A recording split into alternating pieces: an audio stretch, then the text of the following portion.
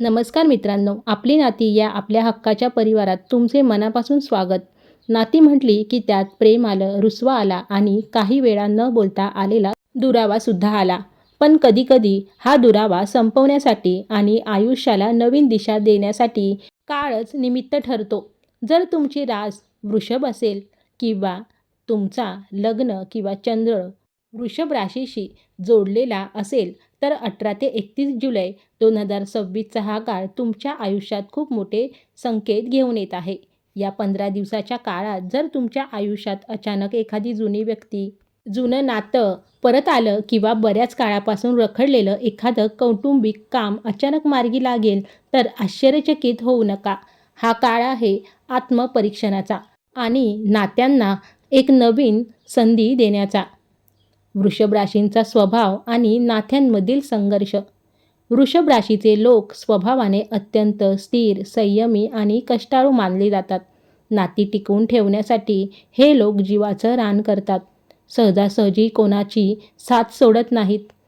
पण मागील काही महिन्यात तुम्हाला असं जाणवलं असेल की तुम्ही सर्वांसाठी करत आहात, पण तुमच्या भावनांची किंमत कोणालाच नाही आहे. अनेकदा असं वाटतं की आपण मागे पडलोय आणि आपली माणसंच आपल्यापासून दुरावत चालली आहेत. अशा वेळी मनाची अवस्था काय होते हे फक्त तुम्हालाच माहीत. पण लक्षात ठेवा, नशिबाचा खेळही असाच असतो.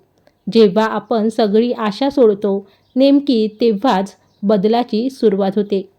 आता पाहूया कुटुंब आणि नातेसंबंध 18 ते 31 जुलै 2026. आता विशेष करून बोलूया आपल्या नात्यांबद्दल. या 15 दिवसात तुमचा कौटुंबिक जीवनात खूप मोठे सकारात्मक बदल घडू शकतात. दुरावा संपणार. जर मागील काही काळापासून कुटुंबात किंवा नात्यांमध्ये काही वाद, विवाद, गैरसमज झाले असतील, तर आता संवादाची नवी वाट मोकळी होईल. बऱ्याच दिवसांपासून मनात दाबून ठेवलेल्या गोष्टी शांतपणे समोर मांडण्याची संधी मिळेल. जोडीदाराची साथ. जर तुम्ही विवाहित असाल तर जोडीदाराच्या भावनांना प्राधान्य द्या. प्रत्येक वेळी वाद जिंकणं महत्त्वाचं नसतं, तर समोरच्याला समजावून घेणं जास्त महत्त्वाचं असतं.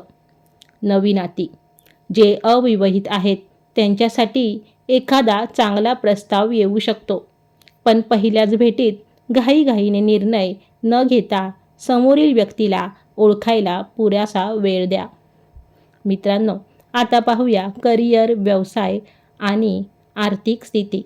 नात्यांसोबतच आयुष्यात स्थैर्य येण्यासाठी करिअर आणि पैशाचे नियोजनही तितकेच महत्त्वाचे असते. नोकरी आणि व्यवसाय. 18 ते 31 जुलैच्या दरम्यान करिअरमध्ये नवीन संधी मिळू शकतात. जर व्यवसायात असाल तर जुने व्यावसायिक संबंध किंवा जुने ग्राहक पुन्हा सक्रिय होतील. एखादा जुना फोन कॉल किंवा मीटिंग तुमच्यासाठी फायदेशीर ठरू शकते. आर्थिक सावधगिरी. आर्थिक बाबतीत हा काळ तुम्हाला संयम ठेवण्याचा सल्ला देतोय. कोणतीही नवीन गुंतवणूक किंवा मोठी खरेदी करताना घाई करू नका. शांत मनाने निर्णय घ्या. महादेवाची प्रेरणा आणि मानसिक बळ. कठीण प्रसंगात मन शांत ठेवणे हीच आपली खरी ताकद असते. महादेवाची एक सुंदर शिकवण नेहमी लक्षात ठेवा. कठीण काळ हा कधीच ईश्वराने साथ सोडल्याचा संकेत नसतो, तर तो तुम्हाला आधीपेक्षा अधिक मजबूत आणि समजूतदार बनवण्यासाठी आलेला असतो. ज्याप्रमाणे अग्नी सोन्याला पारखून घेतो, तसेच आयुष्यातील आव्हाने आपल्यातील संयम आणि चारित्र्य अधिक घट्ट करतात. पुरेशी शांत झोप, संतुलित आहार आणि मनाची स्थिरता तुम्हाला या काळात योग्य निर्णय घेण्यास मदत करेल. आता पाहू निष्कर्ष आणि मनाचा वेध. मित्रांनो, भाग्य किंवा नशीब एका रात्रीत बदलत नाही.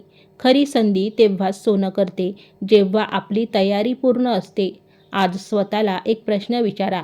जर आज तुमच्या आयुष्यात ते सुख किंवा ते नातं परत आलं, ज्याची तुम्ही वर्षानुवर्षे वाट पाहत आहात, तर तुम्ही ते स्वीकारायला पूर्णपणे तयार आहात का? जर उत्तर हो असेल, तर तुमचे प्रामाणिक प्रयत्न सुरू ठेवा. भूतकाळातील कटू आठवणींना मागे टाका आणि एका नव्या आशेने भविष्याकडे पहा. हा व्हिडिओ तुम्हाला कसा वाटला आम्हाला कमेंट करून नक्की सांगा. व्हिडिओ आवडला असल्यास लाईक करा. आपली नाती चॅनलला सबस्क्राईब करा आणि कमेंट बॉक्समध्ये ओम नमः शिवाय लिहायला विसरू नका. पुन्हा भेटूया अशाच एका सुंदर विषयासह. तोपर्यंत काळजी घ्या. धन्यवाद.